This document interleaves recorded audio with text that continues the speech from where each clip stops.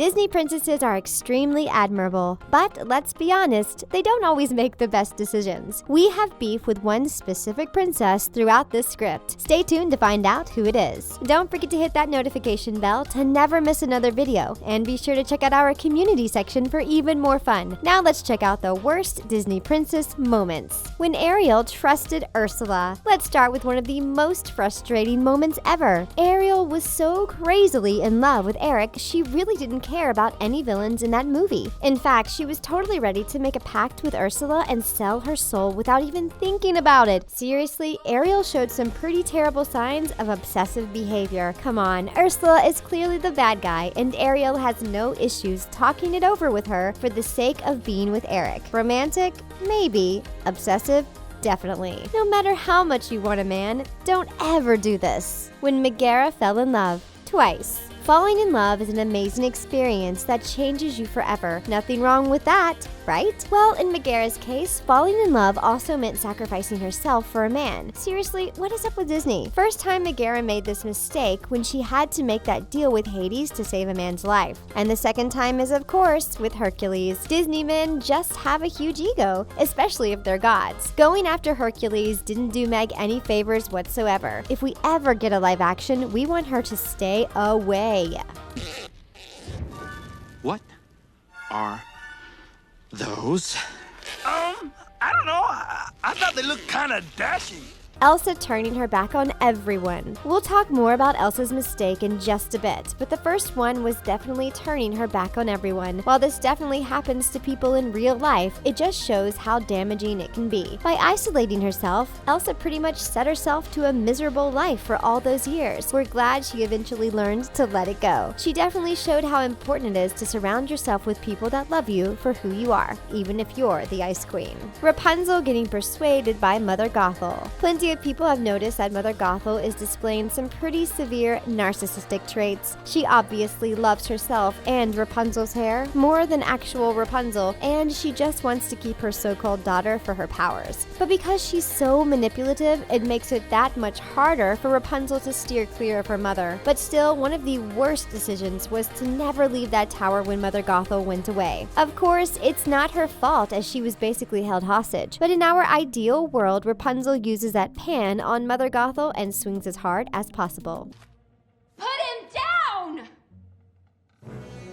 Jasmine was okay with getting catfished. We all love Aladdin, right? He's the cutest. But here's the problem. He basically lied to Jasmine. Sure, she still fell in love with him, and Disney managed to pull the good ol' "it's the inside what matters" line, but doesn't this basically just teach girls that it's okay to get catfished? Aladdin clearly wasn't who he said he was, and she was totally okay with it. It doesn't always work out that way, guys. Really, this is just an overall terrible decision because it leads to a terrible message, and if you've seen the show Catfish, you know that these type of things rarely work out in real life. Changing your man. Let's take a break from being too hard on Disney princesses and talk about a general thing that's pretty disturbing and kind of disappointing. Of course, you should always strive to be better, but not at the expense of completely changing your qualities. You know who we're talking about, and we're honestly so frustrated with her we won't even mention her name. If your man wants you to change absolutely everything about you to fit his own needs, you should find a new one. Moana leaving Pua behind. We understand why she did this. We really do. Since Pua went on that first adventure that ended up with Moana getting injured, he stayed behind. There was absolutely no mention of why Moana didn't even consider bringing him on board. Promotional posters all include Pua, and we still think Moana made her worst decision when she left him behind. Come on, who would you rather have on board, Pua or Heihei? We were robbed from seeing Maui and Pua interact. We totally understand why she did it, but come on, Moana. Elsa lying to Anna. We already spoke about Elsa turning her back on pretty much everyone, but one of her worst decisions was when she lied to Anna. Anna would have probably been better off knowing about Elsa's condition all this time. Sure, Elsa hurt her when they were kids, but come on, it was an accident. It's way worse to leave Anna completely isolated and without that precious sisterly bond. Of course, Elsa learned this was a mistake later on, but seriously, Anna was completely oblivious to everything for years. Pocahontas messing around with John. Pocahontas is just one of those stories that's totally different from the original. And if you haven't heard about the original, you should check out some of our other Disney-related videos. But anyways, Pocahontas messing around with John Smith was so unnecessary. She really should have listened to her father when he told her to stay away from white men. Sometimes dads really know best, don't they? We disapprove of the John Smith romance just as much as her dad does. But seriously, if you are not a fan of the actual movie story, you should check out what happened to Pocahontas in real life. These patches, what are we trying to say? Beggar? No, let's work with me here.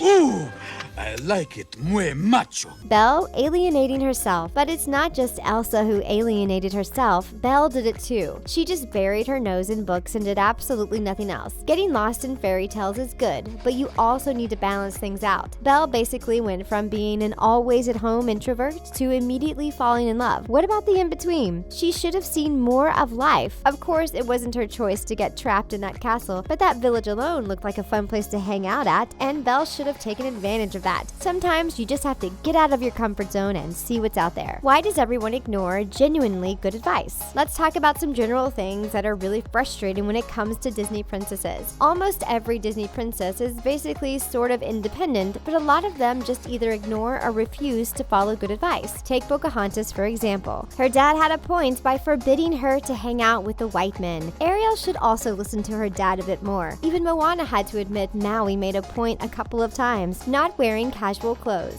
Have you seen Wreck-It Ralph 2's slumber party trailer scene? It's one of the best moments of the movie, even though the movie isn't even out yet. But one of the worst things about Disney princesses is the fact that they're always in their fancy dresses. Seriously, let your hair down and put on something casual. It feels amazing. And those Wreck-It Ralph casual outfits are literally the best things we've ever seen. Mulan's definitely our fave, but they all look absolutely amazing. Disney princesses always look fancy, but the slumber party scene really gives them that girl next door look. Seriously, their relationships with men. Apart from maybe Moana and Maui, there are very few Disney princesses that have a normal relationship or friendship with men. They're always in need of saving you, and you know we're still eyeing the one Disney princess that pretty much half destroyed herself for a man. It's not healthy, guys. We really need more male-female dynamics that don't just revolve around love. And bonus points if men are also human and not pets or animal sidekicks. Seriously, haven't all sidekicks been male? We can't think of a single female character that took the role of a Disney princess sidekick, which brings us to the next point. Playing the damsel in distress. Disney has seen a lot of raised eyebrows for their portrayal of Disney princess characters, and playing damsels in distress is definitely one of them. We're sure this was totally normal a couple of decades ago, but we're glad Disney finally moved away from that, with a few recent Disney princess movie releases. But one of their worst decisions was definitely the damsel in distress angle. Not everyone wants to be saved. Some princesses want to lead.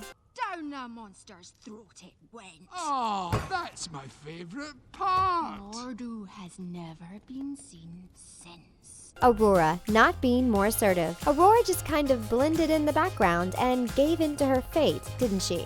Sure, she was an old character and she belonged to the old Disney stereotype, but come on, we definitely expected more from her. But she basically just wasn't assertive at all. She just followed the curse and fulfilled it. If this was modern Disney, we'd probably see Aurora do everything she possibly could to save herself. And that's exactly how you know that her timid personality was a mistake. We call for a Sleeping Beauty 2, so Aurora can finally redeem herself. When Cinderella was too submissive. It's not just Aurora that never stood up for herself. Cinderella was also way too submissive and obedient. She didn't have to be. But of course, around that time, everyone wanted to see obedient children. But Cinderella didn't owe her so-called family anything. Her behavior really shows a lack of character development, as she never really stood up for herself. She just kind of accepted her role and didn't disobey her stepmother's commands once. Seriously, we're glad that Disney moved to a different portrayal of Disney princess characters. Snow White's escape. So Snow White met the dwarfs because she was running away from the huntsman. But if you think about it, she really didn't have to run away. A modern-day Disney princess would stand up to the huntsman and have a few things to say. If this was Rapunzel, she'd use her frying pan. But one of the weirdest decisions made by Snow White comes from the fact that she ran in a stranger's house. And not just any stranger. 7 weird-looking men. We're glad this is Disney and not Stephen King because the whole situation would have ended badly. Almost always looking for Prince Charming. Let's be honest, there are only a few Disney princesses who proved they don't need a man in their lives. While there's nothing wrong with searching for love, it feels like it's a frequent theme in almost every Disney movie, and all princesses do is dream of their Prince Charmings. Because let's be honest, they get saved by men a lot. This is one of those things we're so glad Disney moved away from. It was about time we got another storyline, right? Belle falling in love with her captor. Belle was trapped in Beast Castle. Over the years, a common theory was spotted about Beauty and the Beast, and it's that Belle basically fell in love with her captor, which means she had Stockholm Syndrome. The theory was since debunked by plenty of people, including Emma Watson, but it still rubs us the wrong way that Belle basically had no choice but to fall in love with her captor. Sure, Beast turned out to be lovely, and Disney gave the story a lesson that beauty lies on the inside. Sure it does, but that beauty was also put in a castle against her own will.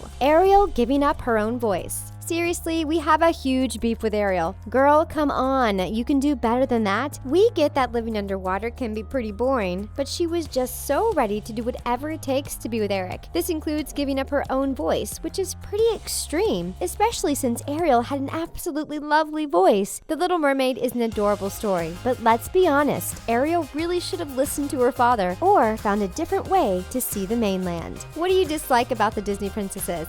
Come let us know in the comments. And that's it for our video. Thanks for watching. See you next time.